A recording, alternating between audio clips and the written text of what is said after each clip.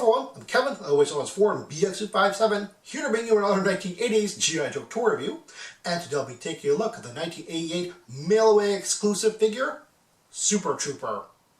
Super Trooper doesn't make any cartoon appearances, and doesn't make any canon comic book appearances either.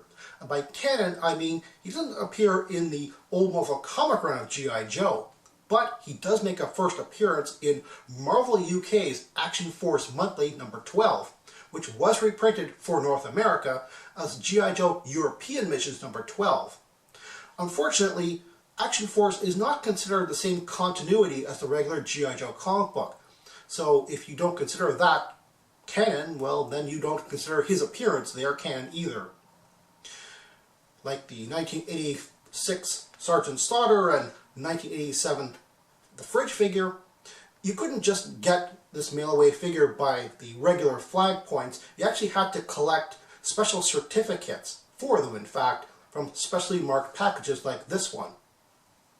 Taking a look at Super Trooper's accessories first, he comes with a combat rifle. The mold is based on the 1986 Dial Tones weapon.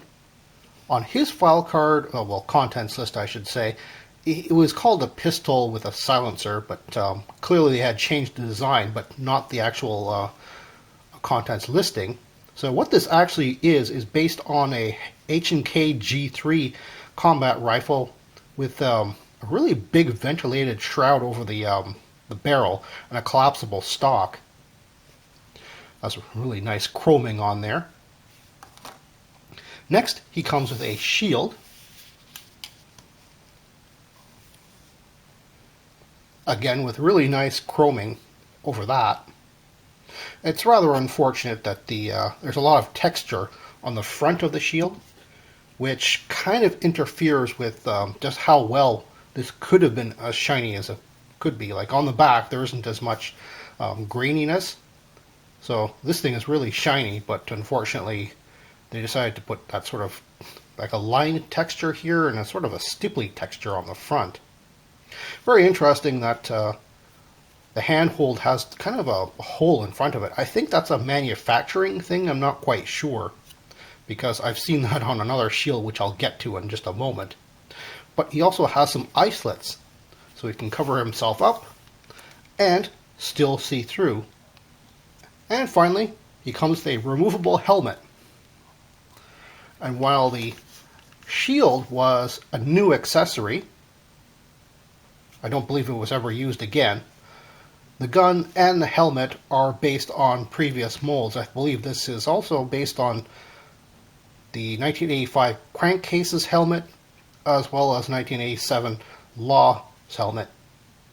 And in addition to his chromed accessories, he also has a chromed chest plate, which is supposed to be part of his chest, but is actually an accessory placed onto an existing body mold and glued on there. Now, of course, over the years, the glue just kind of dries up and cracks off, so you can totally do this. Unfortunately, as you can see on mine, the glue has sort of damaged the front of his chest, so it doesn't look really all that good without it. The back portion could also be popped off as well, but it has some really nice detail. It's rather unfortunate that it's so chunky, because in that way you can't really put the figure's arms down to his sides. He's got kind of a ape arms thing going on. The back is really plain too. And speaking of his special chrome armor and accessories, if you got this thing as a mail-away back in 1988 or 89, what did you think that these pieces actually did? I mean, it's very elaborate and very specific that they went and chromed these parts, and yet they never explain exactly what they did in any form of media. In the file card, for instance, it goes on for a lot of detail about his education, but it says nothing about his equipment.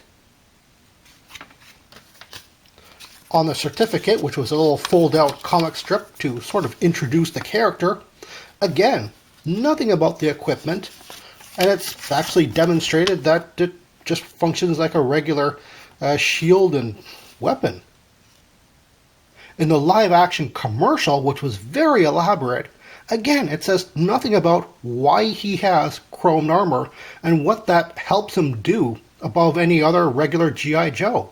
As a matter of fact, even in the commercial, it shows him picking up the shield mid-mission, as if that wasn't even part of his original equipment loadout. And then finally, there's the later mail-away, where you could actually use flag points instead of the certificates. But again, nothing about what his chrome armor actually does. Is it some type of anti-laser defense? Is it stealth? Is it strength enhancing? I don't know.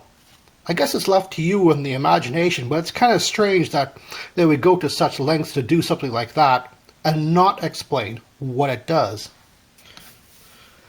And now to take a look at his file card. I'll start with his code name, Super Trooper, which to me is kind of generic sounding.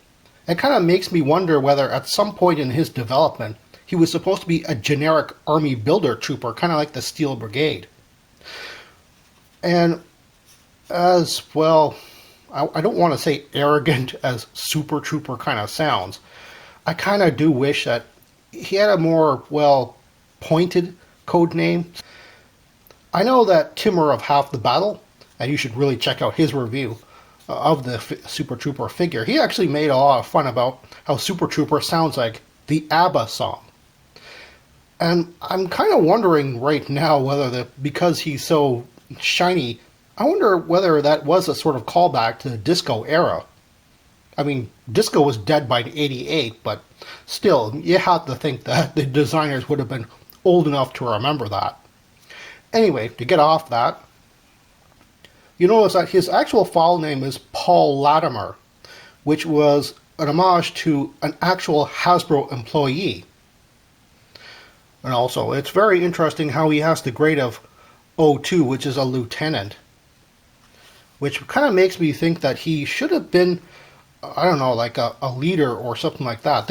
He also has public relations in there, which kind of makes me wonder whether he was, in fact, going to be some type of figurehead for the G.I. Joe line at the time.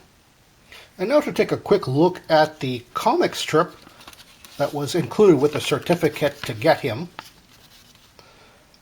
It's a rather simplistic little introduction to the character. I find it highly unlikely that this was written by Larry Hama, but you never know. It kind of reminds me of the little comic strips advertisements for Hostess snack cakes that you'd get in the late 70s and early 80s comic books. Featuring, like Thor and Spider-Man taking down villain of the week and distracting them with, Twinkies or something like that. I mean, okay, the Super Trooper comic strip isn't really that bad. But you have to wonder that, these Joes here are pinned down by gunfire and two looks like Mamba helicopters. But by the time that Super Trooper gets there, he can take them all out with a roundhouse kick, and those helicopters are nowhere to be seen. So, I consider that to be a little bit strange, but, it's a short little introduction anyway.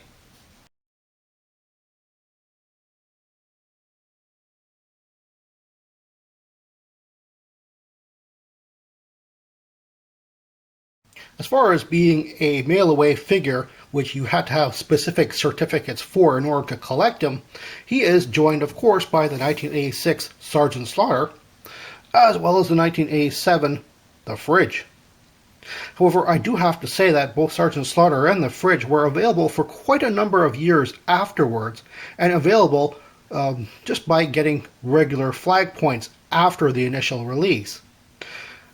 Just like Super Trooper here was as well, but I can't find any evidence that Super Trooper was available anywhere beyond 1989, whereas these guys were actually available for a number of years, and through multiple little mail-away inserts. It's almost as if these guys were kind of either overproduced, or maybe Hasbro just assumed that people would get a lot of these guys, whereas this guy just seemed to be in rather short order.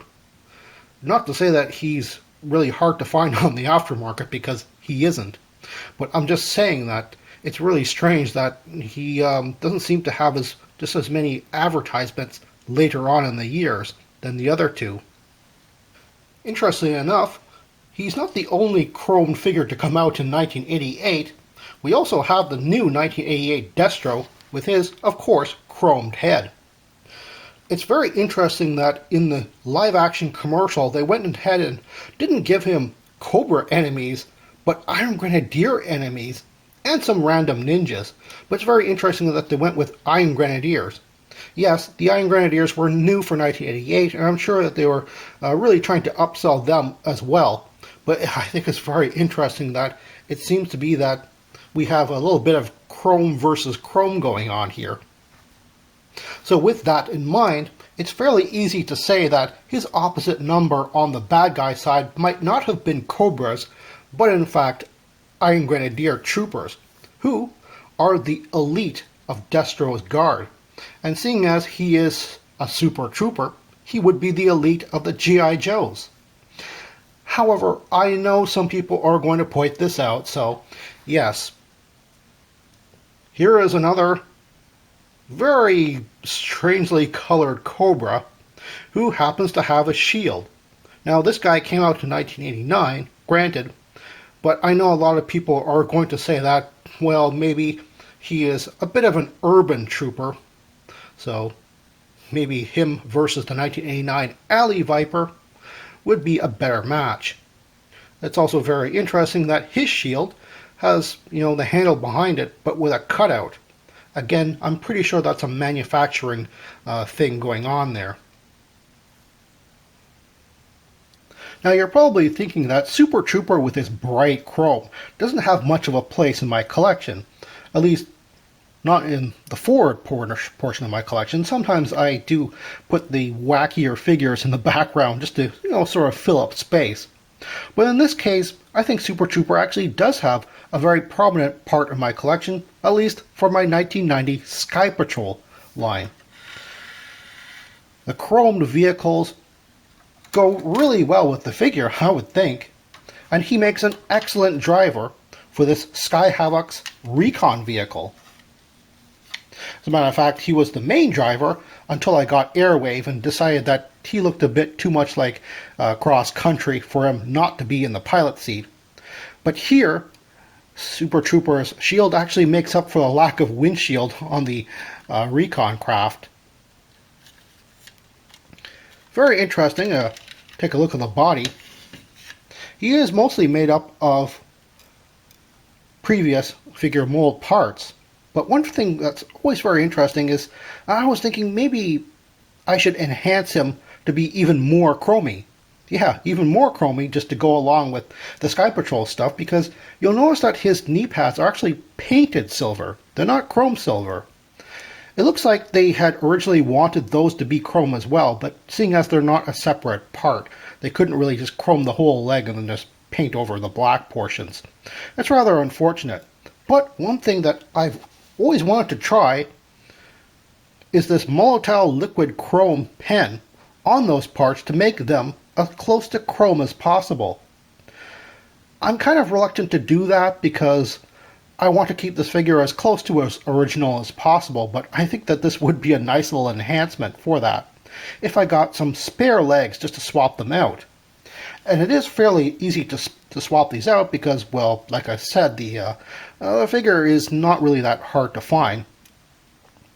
But he's made up of all previous parts. Like I said, the leg molds are from a 1986 Xandar. The waist and the arms are from a 1986 wetsuit figure. The head is from a 1987 knockout figure from Battle Force 2000. And his chest, well, at least underneath the body armor, was a 1987 Outback chest.